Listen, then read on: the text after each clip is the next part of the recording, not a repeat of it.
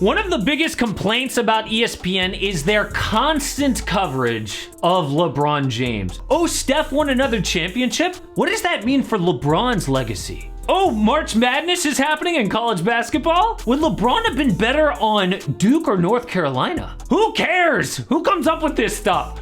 Paul Pierce even said he hated working at ESPN because of having to talk about LeBron all the time. But there are 5 things that ESPN would actually never tell you about LeBron James. The number 5 thing is agent controversy. There have been plenty of chances to call out LeBron's agency Clutch Sports, but ESPN never will. They helped AD force his way out of New Orleans. They cost Nerlens Noel a $58 million deal, but ESPN is scared to upset LeBron. The worst thing Clutch has probably done is help Ben Simmons hold out of Philly with 4 years left. But even then, ESPN made excuses. It's actually funny to watch them tap dance around this. It's not just LeBron James and Rich Paul doing this stuff, Brian. What Clutch Sports and Rich Paul do is they leverage the era that we're in. This is a business, and so other star players get tossed around to places that they didn't expect to because they signed a contract. We don't cry about that.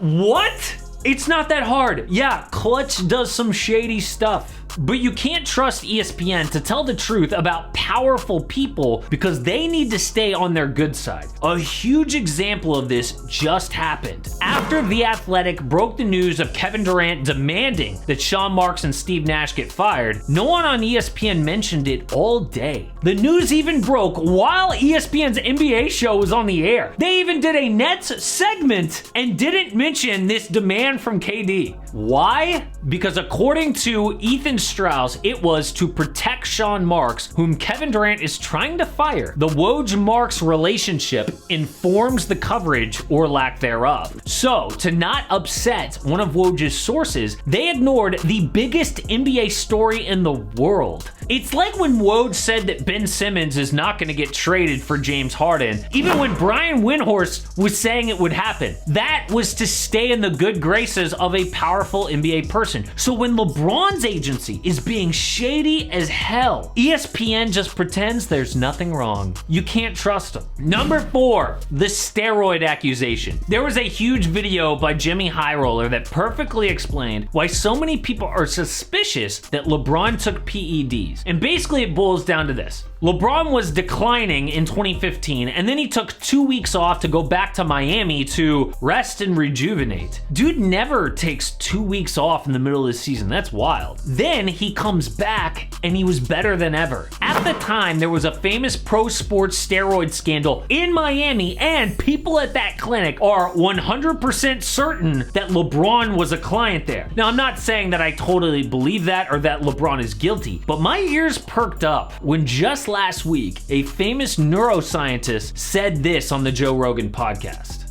I know someone who's a professional basketball player, and I asked him about steroids. And he said, well, if you get injured, you can take up to 200 mgs a week, which is considered a TRT dose. But that's actually a pretty big dose. So these guys are taking 2? No, they're taking one of those a week is what they're allowed to take.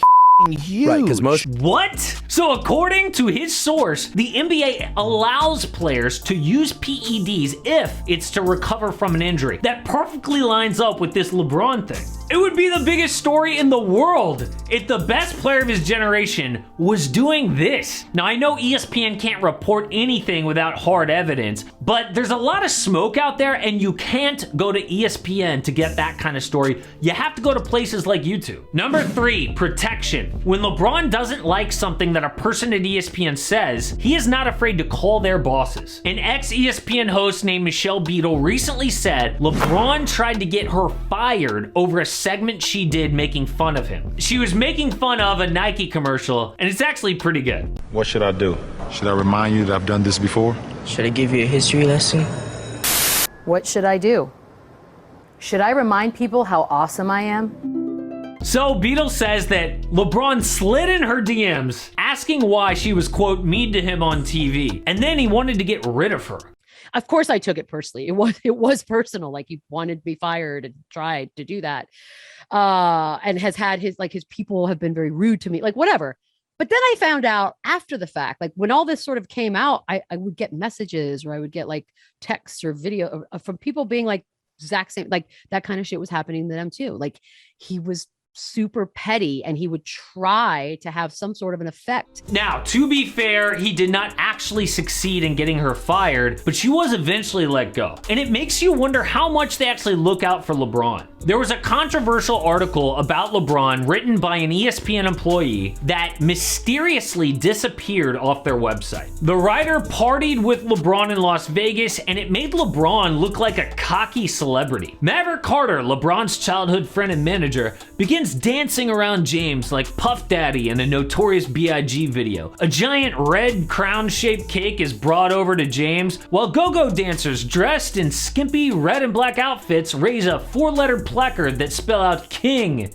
Jesus. Carter then grabs a bottle of Grey Goose and pours a quarter of it on the floor. That looks awful, and LeBron is really particular about his image. Then, minutes after it was posted on the website, it was taken down. But it makes you wonder how much power LeBron actually has at ESPN. Number 2, brainwashing. Speaking of his image, LeBron uses commercials to make us think he's more than an athlete. There's the potato chip ad, where a convict starts a food truck. LeBron is all about second chances. A luggage commercial where he hits us over the head with his underdog story. It's pretty clear LeBron wants to be bigger than basketball. He wants to be the next Colin Kaepernick. But are any of us actually buying this? But ESPN pushes LeBron's narrative every chance they get, which upsets a lot of people because they totally ignore, number 1, the China issue. You would never find a headline like this at ESPN. LeBron James is the king of hypocrisy when it comes to China.